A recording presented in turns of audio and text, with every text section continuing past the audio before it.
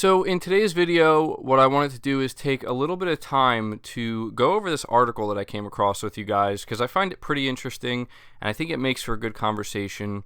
And the title of the article is 5 Developers PlayStation Would Be Smart to Acquire.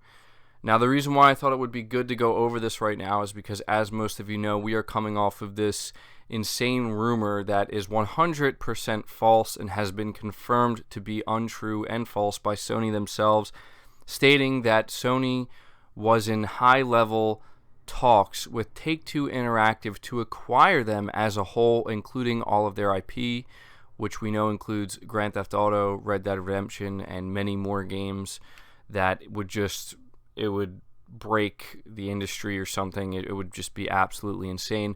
And I don't think many people believed it. I didn't believe it myself, but I still thought it would make for an interesting conversation, some interesting speculation, and I still wanted to cover it just by the off chance, that 1% chance that maybe it was true. But I figured, it does segue us into a, I think, more relevant conversation, a more toned down conversation regarding Sony and the possibility that they will acquire studios. And for anybody wondering as to whether or not Sony is willing at this moment in time to acquire studios, they are. I believe Sean Layden went on record not too long ago, I think it was sometime last month actually. He was asked the question, since Microsoft is out here buying studios left and right and, really trying to rapidly expand, are you guys feeling pressured, or do you have any desire to do the same thing? And I believe the way Sean Layden put it, I'm not quoting him here, but he basically said if it fits and we think it's a it's a mutual thing, there's no reason why they wouldn't. So he didn't say no. He didn't make it seem like they're out there trying to just pick people up left and right either. But at the same time, I think we can all agree that Sony does not seem like the type of company that would just kind of sit back and not do anything in response to what Microsoft is doing, clearly trying to rapidly expand. Maybe they would, but I doubt it. So we're going to go over these 5 developers that this article lists here, and I'm going to give my input on them and whether or not I think it's likely, whether or not I think it would be smart, and then I want to add a few at the end that were left off of this article. But starting here, we have CD Projekt Red. And I don't know if I agree with this one, but it says there aren't many developers better than CD Projekt Red right now. The Polish studio is rapidly growing, rapidly improving, and already has one of the best games of this generation under its belt in The Witcher 3 Wild Hunt. But further, it has one of the most anticipated games of the future, Cyberpunk 2077. Simply put, when it comes to making open-world and story-driven games, the only team that gives CD Projekt Red a run for its money is Rockstar Games. Sony would also be wise to establish a foothold in the budding Polish development scene and the even larger Eastern European development scene. Further, CD Projekt Red's games fit under the Sony MO of making high-quality single-player narrative-driven experiences, but it also adds to its portfolio, because if there's one place it could do a little better is in its expansive open-world storytelling. Horizon Zero Dawn was a great crack at this, but CD Projekt Red are bar setters in this regard. Of course, acquiring CD Projekt Red wouldn't be easy. It has been made clear in the past that it has no desire to be acquired and possibly would fight off anyone that tried.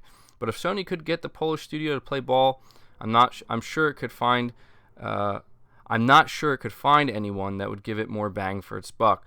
So yeah, I think this is probably, out of all the studios that are listed here, the one that's the most far-reaching. We know that CD Projekt Red is a very, very competent, a very, very talented studio, and it seems like they maybe took a little unnecessary jab here at Horizon Zero Dawn with this, but I can't speak to that. I haven't played it myself, but I don't think anybody would necessarily, who is a PlayStation fan that is, would be upset if CD Projekt Red were to go with Sony, but I don't think that would happen, especially because it does state here that they've shown resistance in the past. They, I think, pride themselves very heavily on being an independent studio that is able to deliver such high-quality AAA, bar-setting games.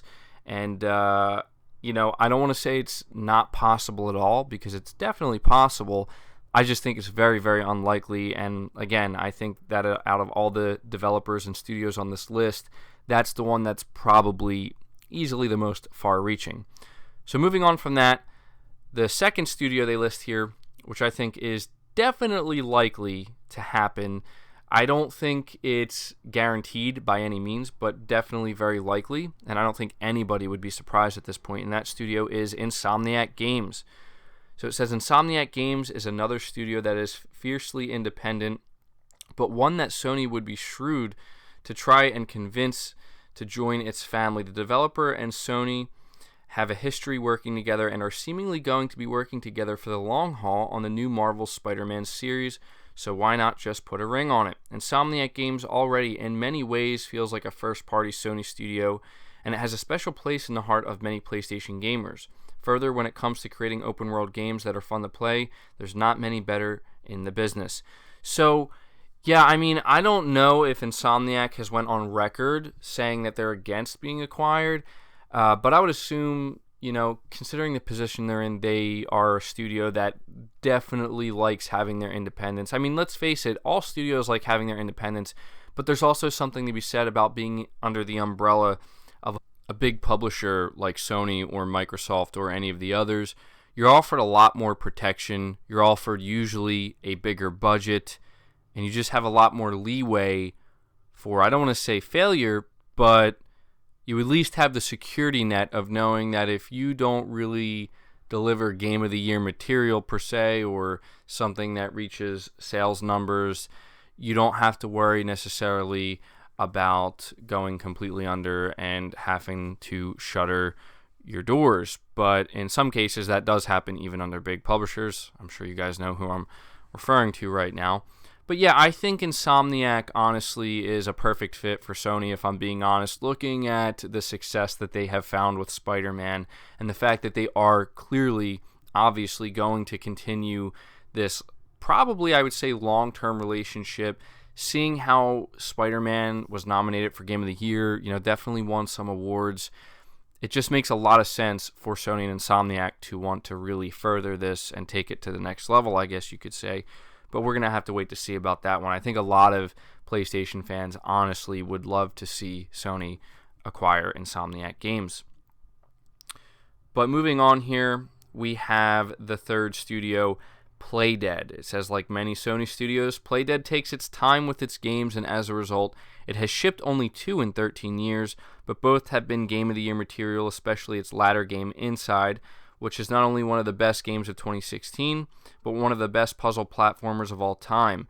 Playdead doesn't make mass-market games, and for that reason, I think Sony would probably never be interested. But for the hardcore gamers, the name Playdead has a lot of clout, and Sony would be very insightful to add the Danish studio to its ranks, if not purely to hold up its review scores as a testament to the quality of first-party Sony releases each generation. Further, when you consider Playdead as roughly a studio of about 40 people, it'd be a pretty risk-free investment. I'm not saying Playdead would ever want to lose its independence, but Sony should at least be knocking on its door. So I think this was an interesting one, and I think it's kind of 50-50. I mean, I do see why Playdead would be on this list, because they do make very, very high-quality games, and they do take their time. I think that's a huge reason why Sony would actually avoid it, because even though Sony has went on record saying that they want to take longer with their games to make sure they get it right, at the same time, 2 games in 13 years, that's tough, that's tough. But at the same time, they do say here that it would be smart of Sony to do this, because if there's one thing Sony and PlayStation certainly prides itself on, and I think has certainly done a very good job in boosting the reputation of Sony and PlayStation and putting them in the position that they're in, is the fact that they get very, very good reviews on their games, and it's not just a good review here and there. I mean, very consistently this generation, every game that has been published under Sony has been, not every single game obviously, but most of them have been reviewed very well and have released to a lot of critical acclaim. So I could see that being a reason they would want to do Playdead, but I think that's one of the ones that's maybe a little bit less likely. So moving on to number 4 here, we have Supermassive Games. It says, after the success of Until Dawn and Supermassive Games making multiple PlayStation VR exclusive titles for Sony, I figured an acquisition of the UK studio may follow, but here we are, and Supermassive Games and Sony still only have a second-party relationship. That said, it's never too late for Sony to add Supermassive Games to the PlayStation family.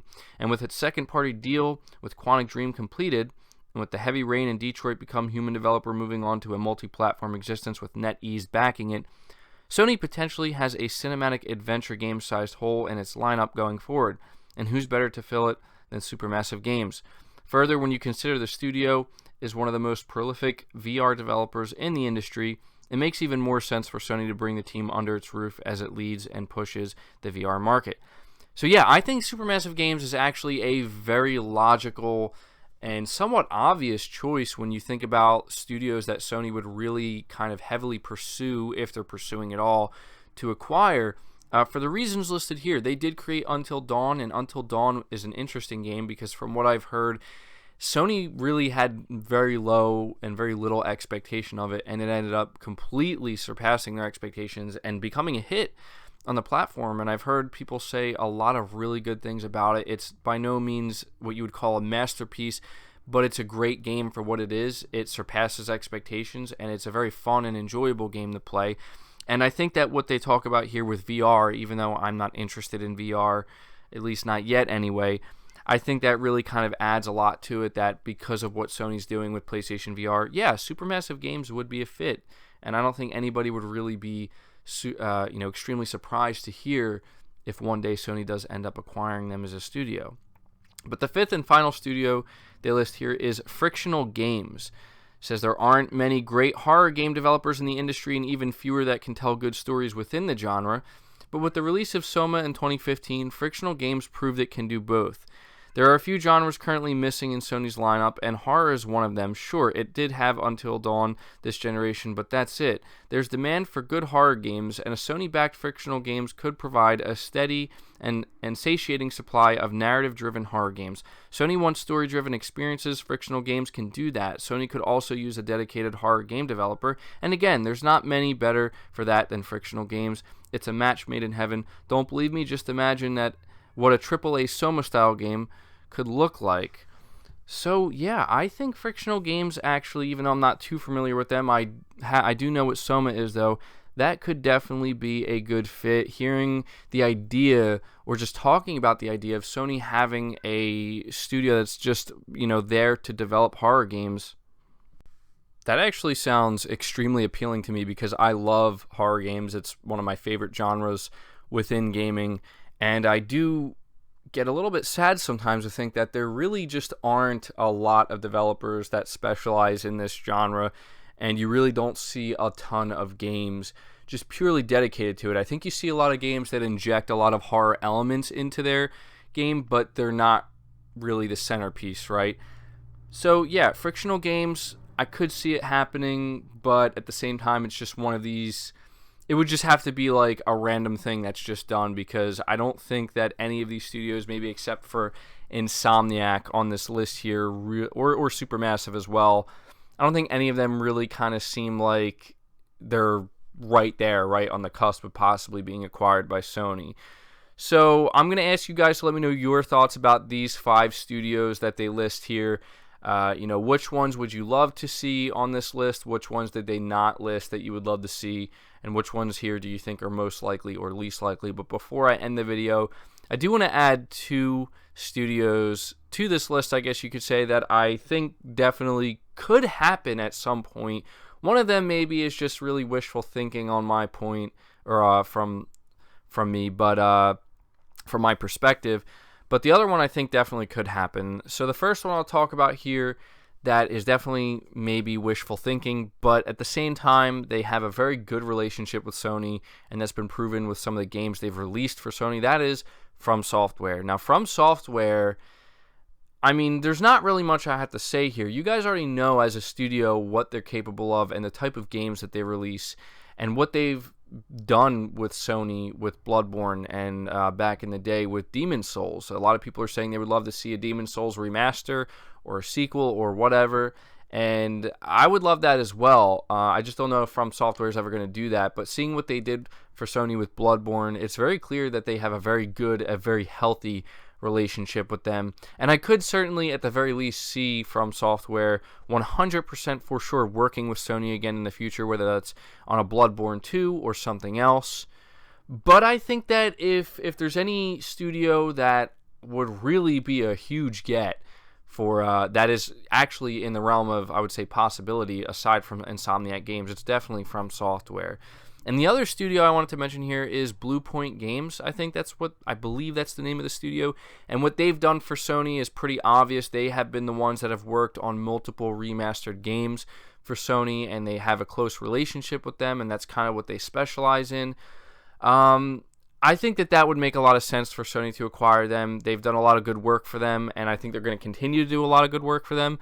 I've been hearing the rumor that Blue Point Games, and I don't know how true this is, I've been hearing a rumor that they've been working on a Metal Gear Solid 3 Snake Eater remaster for Konami, but I've also been hearing that they're working on a Demon's Souls remaster for Sony. Who knows? Maybe they're doing both, but either way, these guys have clearly a specialization here when it comes to being able to remaster games. And I don't necessarily know that that's the only thing they would do if they were acquired by Sony. I highly doubt that.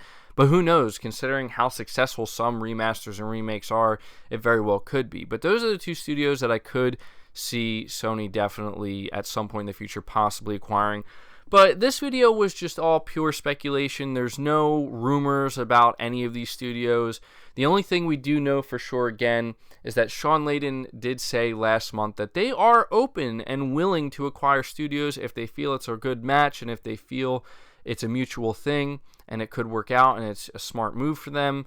But you also have to understand, and this is the last thing I'm going to say in this video, that Sony probably doesn't feel a ton of pressure right now to go out there and go on a studio buying spree similar to what Microsoft is doing right now, because the position that Sony's in, they have no issue, honestly, working with second parties. They have no problem striking certain deals and letting developers and studios retain their independence, but working out deals to make things exclusively and working out the deals of who's going to own the IP and whatnot. I think most of the time Sony ends up owning it.